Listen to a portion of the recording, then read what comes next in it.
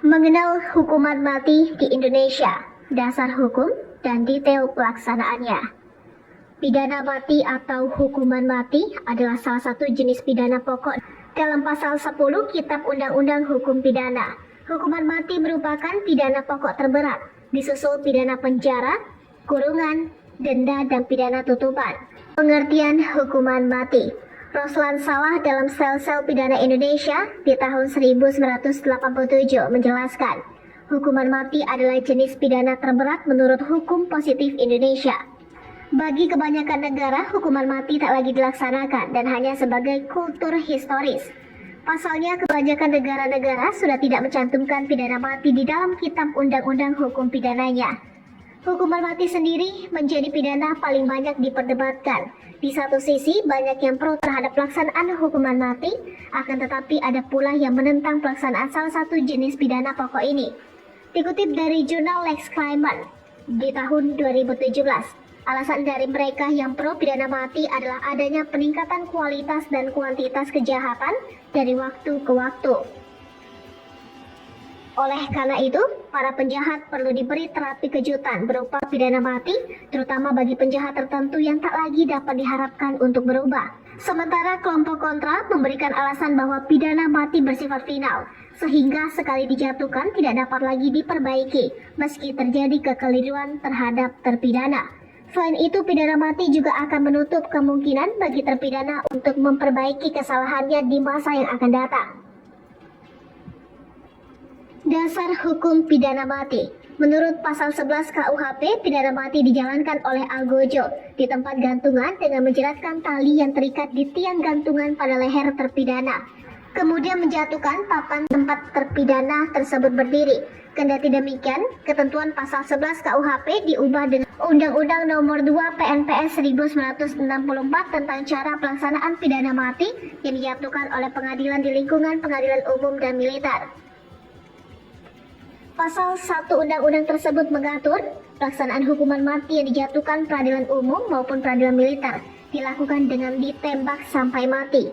Selanjutnya, ketentuan Undang-Undang Nomor 2 disempurnakan dengan Peraturan Kapolri Nomor 12 Tahun 2010 tentang cara pelaksanaan pidana mati. Adapun dilansir dari Jurnal Syiar Hukum 2007, berikut beberapa hukuman mati di Indonesia yang diatur dalam KUHP. Pasal 104, bakar dengan maksud membunuh presiden dan wakil presiden. Pasal 111 ayat 2, melakukan hubungan dengan negara asing sehingga terjadi perang. Pasal 124 ayat 3, pengkhianatan memberitahukan atau menyerahkan kepada musuh di waktu perang, serta menghasut dan memudahkan terjadinya huru-hara atau pemberontakan di kalangan angkatan perang. Pasal 340, pembunuhan berencana. Pasal 365 ayat 4, pencurian dengan kekerasan secara bersekutu mengakibatkan luka berat atau mati.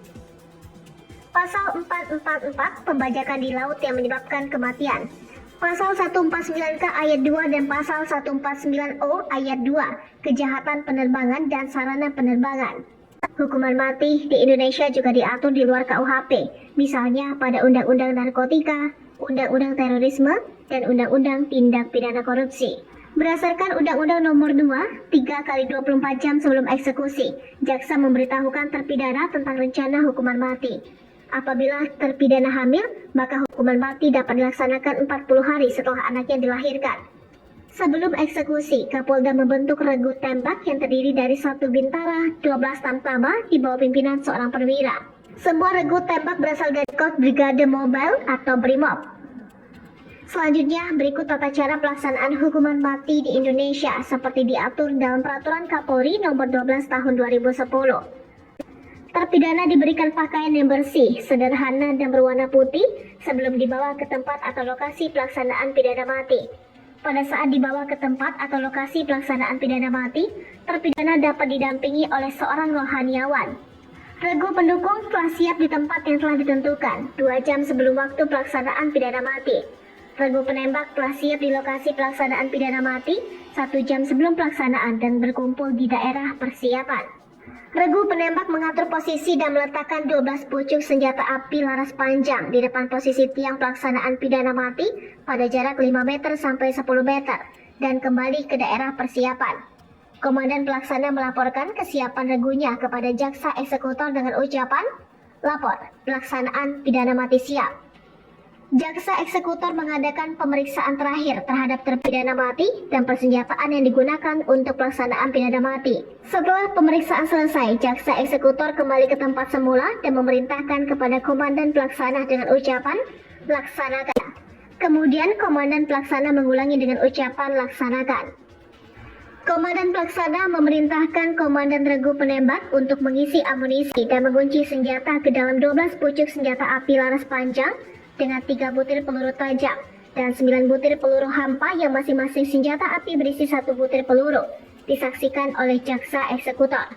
Jaksa eksekutor memerintahkan komandan regu 2 dengan anggota regunya untuk membawa terpidana ke posisi penembakan dan melepaskan borgol, lalu mengikat kedua tangan dan kaki terpidana ke tiang penyangga pelaksanaan pidana mati dengan posisi berdiri, duduk, atau berlutut kecuali ditentukan lain oleh jaksa.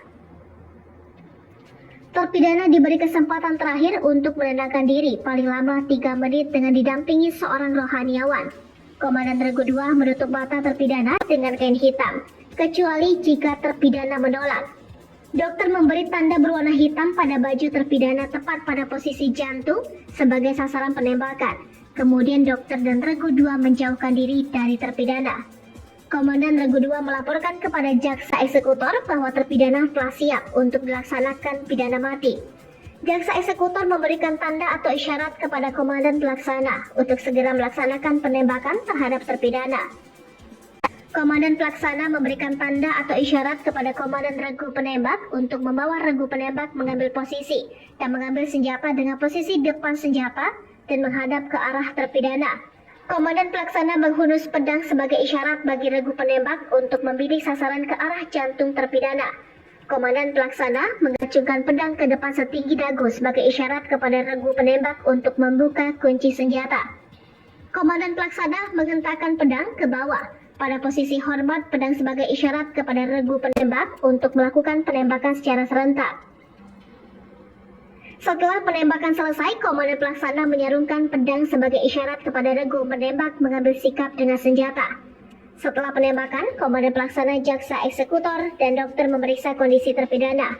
Apabila dokter mengatakan terpidana masih menunjukkan tanda-tanda kehidupan, maka jaksa memerintahkan komandan pelaksana untuk melakukan penembakan pengakhir.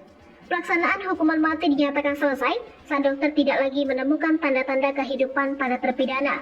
Kemudian, komandan pelaksana pun melaporkan hasil penembakan kepada jaksa eksekutor dengan mengucapkan pelaksanaan pidana mati selesai.